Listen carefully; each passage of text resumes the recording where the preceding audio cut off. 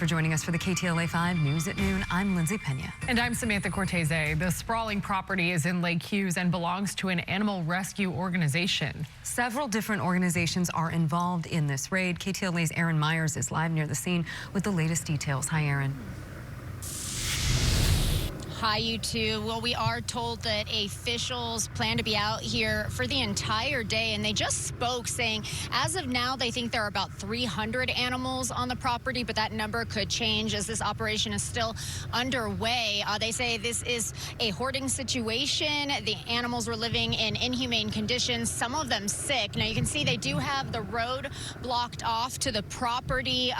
We have seen animal control officials coming in and out. They are working on rescuing these animals, and we do have Sky 5 overhead right now that can give you a better look of the lay of the land here. You can see just how big this operation is, how many different organizations are out here, how many people are involved. Now we're told around 7 this morning, Los Angeles County Department of Animal Control or Animal Care and Control served the warrant at a property located on the 46,000 block of 266th Street West. This for violation of animal welfare laws, saying the animals are being kept in filthy conditions, calling it neglectful and dangerous.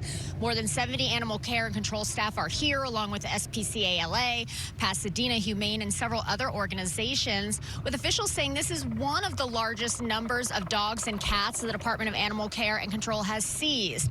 Now, we're told the animals are being triaged on site, and those that need emergency care are being transported to veterinary hospitals. Officials say they were in the custody of Christine De Anda of Rock and Paws Animal Rescue.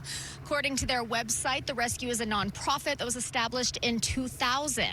The department has rescued large numbers of animals before, but say this will put a strain on their resources and facilities. They are working with rescue groups and animal welfare agencies to transfer currently adoptable dogs and cats so that there is enough room to admit these new animals. Officials did talk about the conditions they've been living in. Take a listen. Most of the animals are kept in cages. Crates, and without water inside the crates. We have reports of intermittent feeding. It's very filthy. Our staff have to wear respirators and hazmat suits to go into the property. We'll know more when we get the animals and do the medical evaluations and know what kind of condition they're in. Now, officials are asking people to come to one of the county's animal care centers and possibly adopt, rescue an animal, so there will be more room for these ones being rescued today. You can also donate to help with their rehabilitation. As for the charges that this woman could face, that will be up to the DA. We are told no arrests have been made at this time, and officials do think they'll be out here until late tonight. Reporting live here in Lake Hughes, I'm Aaron Myers. I'll send it back to you both in the studio. Aaron, thank you. Statues, monuments, and tributes to the late labor leader Cesar Chavez continue to come down following disturbing allegations of sexual abuse. KTLA's Orange County Bureau Chief Chip Yost is live in Santa Ana with the latest details. Hi, Chip. Yeah, the race to erase Cesar Chavez's name from different buildings and other places continues here in Santa Ana. We're here on the campus of Santa Ana College. Here's some video from the campus here on Santa Ana College. And as you can see there, here on campus, they have the Cesar Chavez Business and Computer Center. However, you look closer, you see that Cesar Chavez's name has now been boarded over. Also, inside of that building, they have 2 murals and a painting of Cesar Chavez. Now, both of them have also been covered up. This, of course, all part of what's been happening since all these allegations against Cesar Chavez have surfaced over the last few days. Here's more from a spokesperson from Santa Ana College about what's going on here. It was a directive from our president to cover it. She had heard about the statements that came out, especially from Dolores Huerta, and just to stand with the victims and hold ourselves accountable, we decided to cover up all the murals, cover up the plaques outside to show our students and our community that we stand with the victims.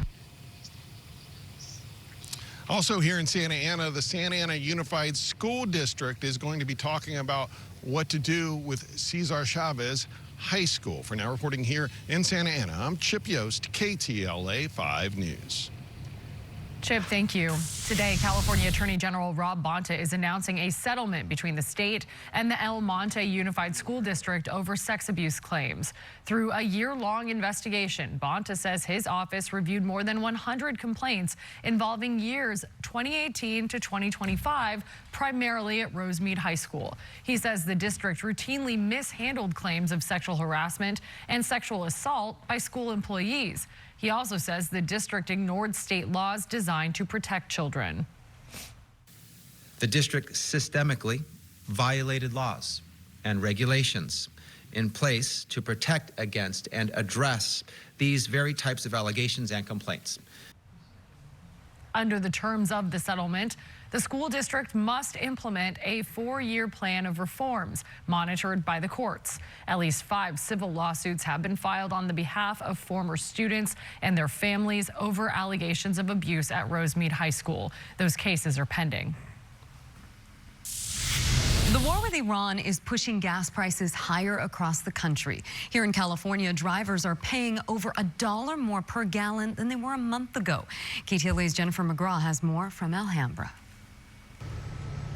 Yeah, we're here at the gas station that's notorious for high gas prices. Look at this, $8.71 for a gallon of gas. And to be fair, I've seen people pull up and actually leave without even getting gas. And then I've seen other people actually just getting a couple bucks of gas, or a couple gallons for a lot of bucks, that is. Now, in LA County, the average price for a gallon of regular is now around $5.37, up more than 80 cents in just the past month. Experts say the surge is being driven by a combination of factors, including rising global oil prices, refinery issues, and escalating tensions in the Middle East that are tightening fuel supply.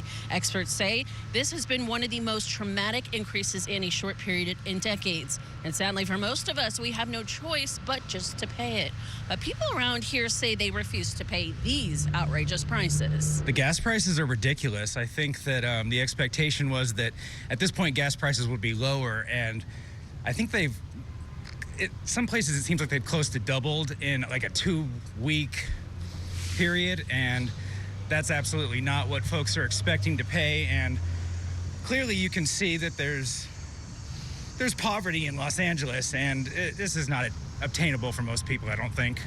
And unfortunately, these prices are only going to rise. However, if you're looking for a cheap gas station, one of the cheapest that we found is actually in Alhambra on Valley Boulevard. That's very latest. We're in Chinatown. Jennifer McGraw, KTLA 5 News.